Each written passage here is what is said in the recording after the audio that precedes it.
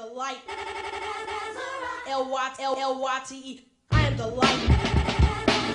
L-Y-T-E. I am the light. L-Y-T-E. Do you understand the metaphoric phrase light as a rock? It's explaining how heavy the young lady is. You know what I'm saying, King? Must I say it again? I said it before. Move out the way when I'm coming through the door. Me, heavy, as light as a rock. Guys watch, even some of the girls plot. Step back, it ain't that type of party. No reply if you ain't somebody. Get out my face, don't wanna hear no more. If you hate rejection, don't try to score. First base, you ain't got what it takes. You smile, you wink, you...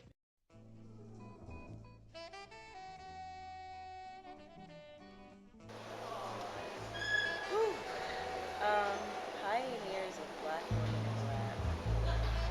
That's really difficult. You can't talk about Black women in rap without Roxanne Shante. Definitely, I have to say Roxanne Shante. Queen Latifah. You know, Salt and Pepper. Yo-Yo. Yeah, Rage. MC Light. And Moni Love. Well, I think that the late 90s was really influential. Lauryn Hill. Lauryn Hill, who makes hip hop, actually goes beyond the spectacle of hip hop and makes it more of a kind of international movement. Erykah Badu. You know, we were talking about the golden era of hip hop at one point in time. And I think that if you're talking about the golden era for Black women in hip hop, it's definitely the 80s and 90s. I don't know, it might just be like personal preference, like the substance of their lyrics.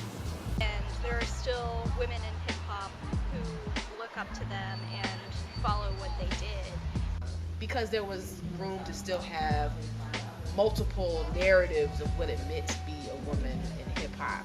And, you know, like, they could compete with the guys. That's what they had to do, so.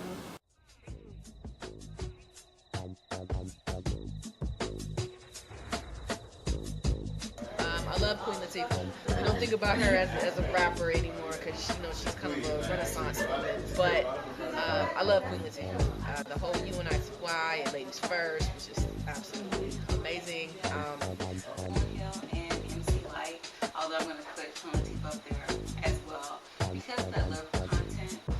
I personally absolutely love Queen Latifah just for her overall image, being Afrocentric, and then also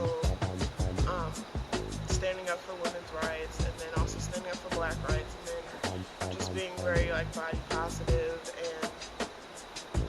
and then she's also like a good rapper with good music, and I like her overall image a lot.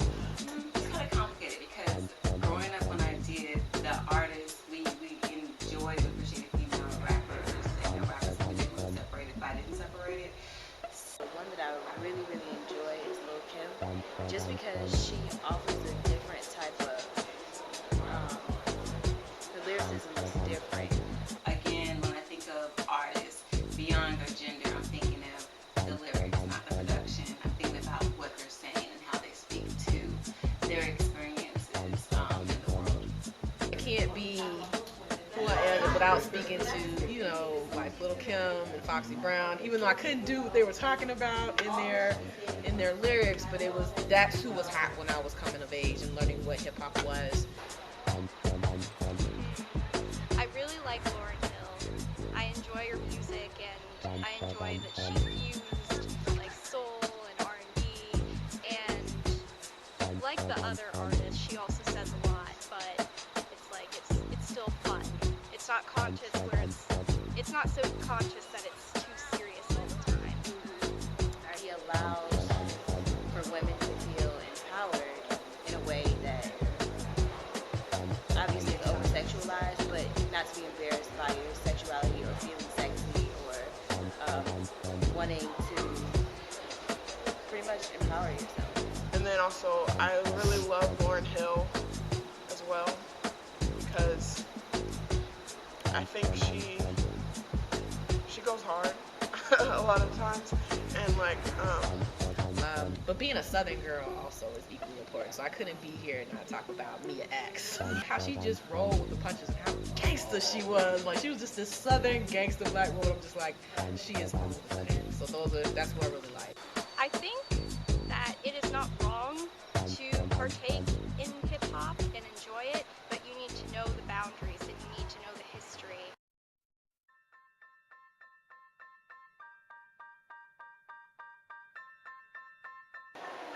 Queen of rap. Queen of rap. It's hard to say right now because we don't have enough representatives. Um, I couldn't do it. I would say MC Light. She's just a dynamic individual. Not only does she knows rap, she gives back to the community. She's part of an MPHC, which I'm a part of. I would say Lauryn Hill. I would probably think it would be someone like Lauryn Hill. She's just an artist. Like, she's a true artist, and so like she can like spit lyrically and she can also sing. Like, so that's just what it is for me. Like, she just embodies what the female can bring to hip hop, and I think that everybody saw that. Like, we saw the miseducation of even back in Fuji. So It's like more complex lyrics and has a lot of like thought, deep thoughts in her lyrics. But then also she's just broken barriers within like getting Grammys and becoming more known mainstream. And you hear a lot of people they just really like crave to have her back. And so I think she would hit it, I guess. No one. The reason I can't do it is because there's different queens of rap. You're talking about queen of conscious rap, you're talking about queen of raunchy rap, you're talking about queen of gangster rap. Like, I don't think that there should be a single queen though, because there's no one singular voice. There should not be a singular voice representing all women in hip hop, especially all black women. That's just like saying who's the king of hip hop, who's Jesus. I can't really go into that. I think that it not necessarily does harm, but I feel like it further pulls us apart instead of, kind of pull from this idea that all black girls rock. I mean, I think all black women MCs have places to do that. They have their own crowns for their own, doing their own thing. And because hip hop is so nuanced and there are so many different beautiful things for all these different artists, I don't think we should point to one person and say, that's it. I mean, Lauryn Hill was very dominant during her era, right? I think Lauryn Hill lyrically is a beast, but to say a queen or king, I'm not really feeling it. I don't really see putting a label on someone definitively, because in order to be, let's say the emperor of hip hop, you would have to have your lyrical skills would have to be good, you would have to freestyle, you would have to have a certain consciousness and be well-rounded, and I just don't see that.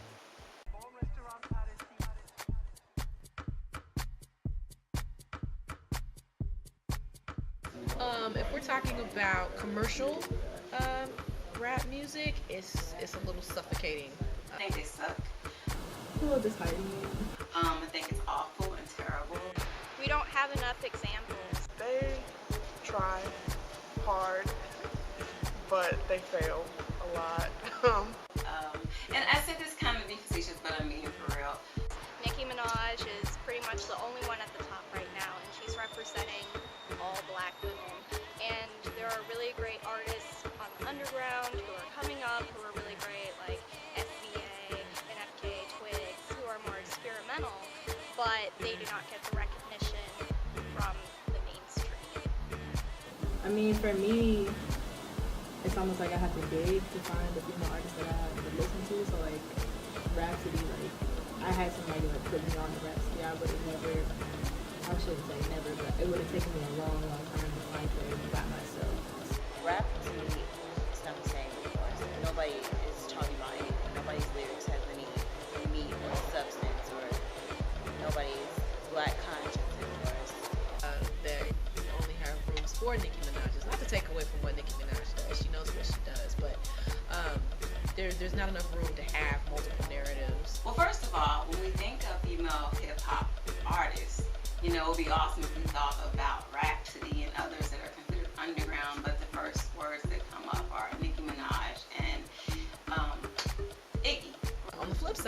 we also have social media and technology.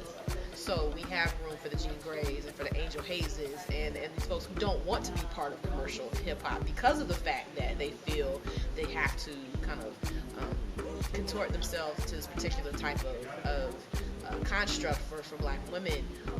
So, you know, I feel like we're on the cusp of kind of revisiting those earlier moments in the 80s and 90s when we have multiple narratives of black women that are taking effect and actually being recognized because of social media.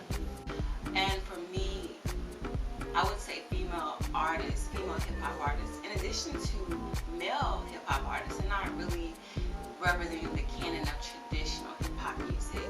I think of hip-hop music as being an extension of a kind of African-American tradition, similar to blues.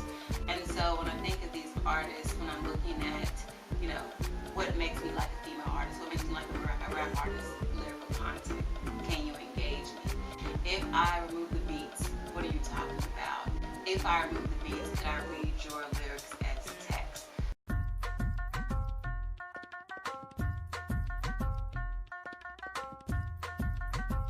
It's one thing to be like comfortable in your own skin, but you know when you're bending another girl over and you know like smacking her on her butt, but then like 5 seconds later like you're dancing for a dude, like you're doing a live dance, it's not empowering to me.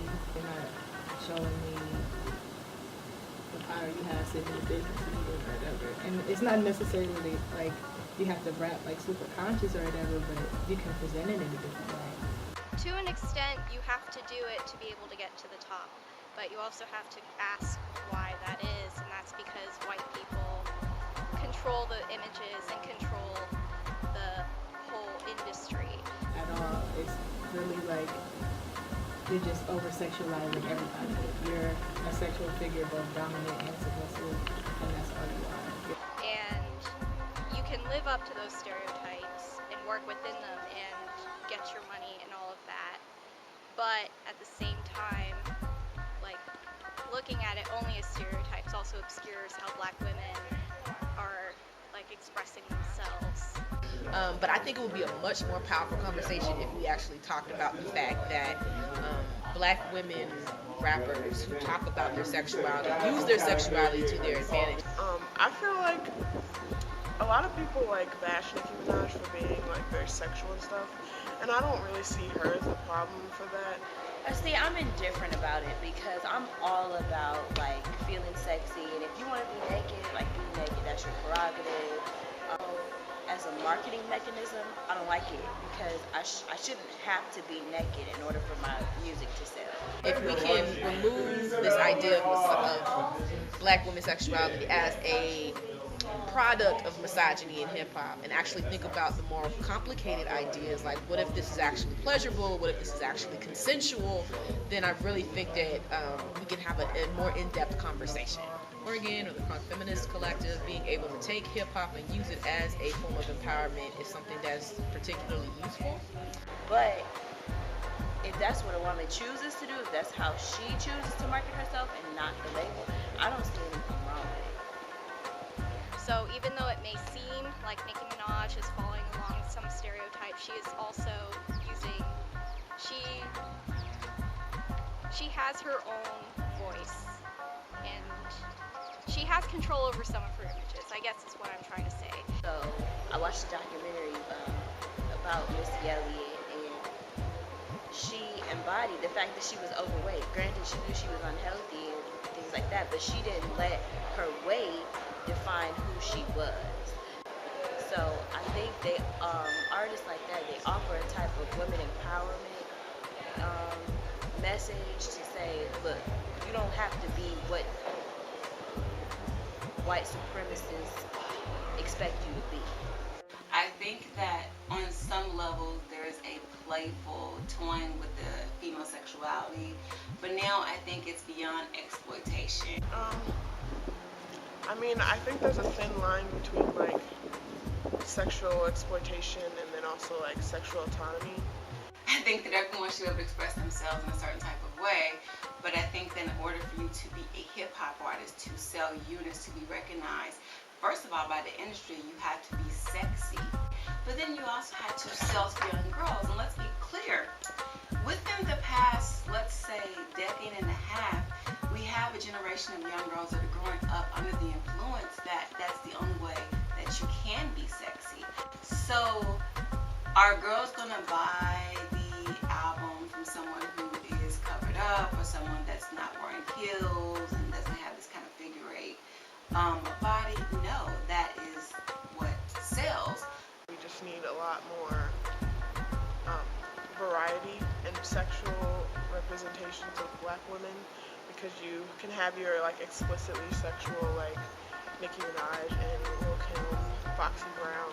Then you can also have your women who aren't like prudish, but they're sexual as well. And so like Queen Latifah talks about has like sexual songs as well. I just think we need more representation, period, and that would solve a lot of the problems with just having this one type of black female rapper sexualization. And they may all promote some type of feminism, but not always in their songs. But it's kind of like the snake eating itself.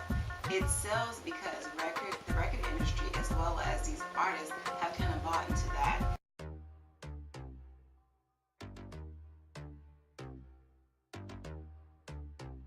I don't have a problem with other white women, Asian women, Mexican women being in hip hop. There's room. I think it's fine, like, because, you know, like, rap is about being an outcast in a world that's one color or whatever. I don't think it's I actually like the fact that other ethnicities are joining the rap music. I have no problem with that, but again, I am all about respecting the roots, and then I have access to other art forms. If we look at the roots of rock and roll, the roots of rap, a lot of genres, a lot of art forms were created by African Americans when they had nothing else. My problem is when you try to co-opt the space by trying to, you know, minstrel size. That doesn't work, right? Black women's narratives. Everything. And I think a lot of rappers like don't tell the truth in their image a lot. But to me, it's all about what you're saying. Like, so if we're talking about Iggy Azalea, my beef with her is not that she is a white woman rapper. My beef with her is that she's trying to perform as a Southern black woman rapper. And as a Southern black woman, I find offense to that, because I know there are other Southern rapper women who can talk about those experiences, but her kind of taking over and thinking that's what makes her real, that's what makes her authentic, really just irks me, because I feel like I'm being washed out of the conversation because somebody else is saying my story for me instead of myself, or instead of somebody who's familiar with what it really means to be a Southern black woman. You know, when Iggy Azalea responds to a tweet to someone and says, you know, I know what I'm talking about, that's old and relevant, it's kind of ignorant. Like, I think a lot of people just don't like her, one, because she's not very good, and then she's just not authentic. She's not real. Her voice isn't real, and like she talks about like being from the murder business and everything. So people like Iggy Azalea, absolutely disrespectful. She is emulating black women, and that's how she makes her name. But I think it's different when you're like a white rapper coming to a black music form. You're not being truthful, you're not very good, and then like 5 years into your career, you're being called the queen of hip hop. My issue with Iggy is that, like, she perpetrates something that, you know, she's not really experiencing. Like, you can't, like, she could be a great rapper if she rapped about her life, but, you know, like, rapping about the murder business or whatever, like, it's kind of, come on, let's be real. And so it's okay for other female MCs who are not black, I think, but they need to respect the history, recognize where they stand racially, and not try to appropriate and make their name by saying, I'm not black, but I'm kind of acting black, so that's why I'm cool. So if you aren't saying anything and you just want to be a rapper because it's cool and can make a lot of money and you can get a little bit of fan base, I mean, that's only temporary. And in 10 years, what happened to Iggy Azalea? You know, you always see those little things on your Facebook feeds about what happened to these rappers. She's gonna be one of them that's on it because she doesn't say anything. In order for you to understand hip hop and to be involved in the musical form, you have to know the culture. I think it's one-sided, that we only want to see one side, because normally when we think about black women, we think about sexuality and victimization, that we don't own our sexuality.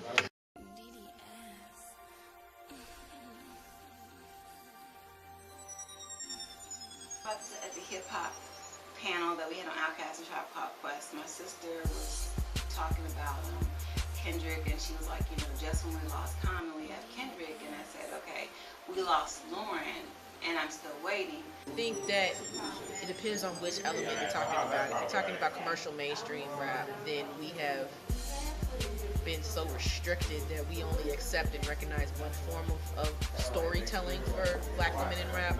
I would say like we saw that like up until like Lauryn Hill, and then after that, you know, we had like almost a gap, and then we had Nicki Minaj, and then it was just like, oh, okay, I guess.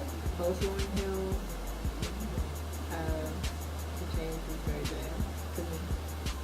I think, like I said earlier, if you think about the role that social media plays, that is showing an evolution, not just for just women in hip-hop, just hip-hop in general, like the accessibility of hip-hop because of Twitters, band camps, and dat piffs, and being able to produce music that is accessible in ways that it wasn't in previous, you know, cycles of hip-hop is important. Even more important is being able to document that we're actually part of the culture. It's not necessarily me being an MC that makes me hip-hop, because I'm not, because I'm a scholar. But using hip-hop to help me think through what my position is in the culture, as well as using it to help reach other women who are coming up behind me, and girls, is just as important as actually making and distributing the music itself. I absolutely don't think there's been an evolution at all. But I don't think that's because they're not there. I don't think it's because we don't have enough female rappers, black female rappers. I think it's just because of the way the industry is, the music industry is now, that we only have room for one female rapper, black female rapper, and only one representation of a black female rapper. I don't think so. I think if anything, the thing that I hear the most is the frustration about representation. So Taught to believe that that's what we want and need, and so that's what's being pushed. And so when you have a black female rapper who isn't being explicitly sexual, it's just they don't think it's going to sell, and so she's just not going to get the same amount of coverage and advertising as another black female rapper that might be your Nicki Minaj or other. by looking too much to the 90s and saying that was the glory days, we're missing DDS. I wouldn't say evolution because, just like I said before, we see a lot of things like coming back as far as like recycling itself. So I wouldn't really say there's like an evolution, like it started here and all from here, because they were all different types of artists. Lyricists, I would say those types of artists are trying to come back to this. Blackness is always changing, and the definitions are always changing. You can start at one point and be completely redirected by one artist, and then you'll have a bunch of different artists embodying what this particular person likes to do because that's what's hot right now.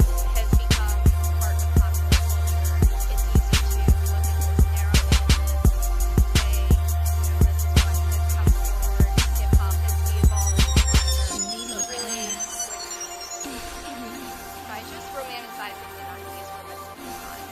There is an evolution, but the evolution is still very much underground. In the way that hip hop culture was underground in the late 80s, early 90s.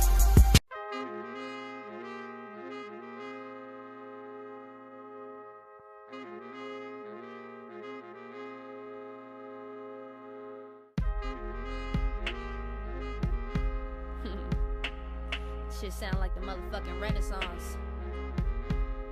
Yo, I can see it in your eyes. Think you just got too fascinated with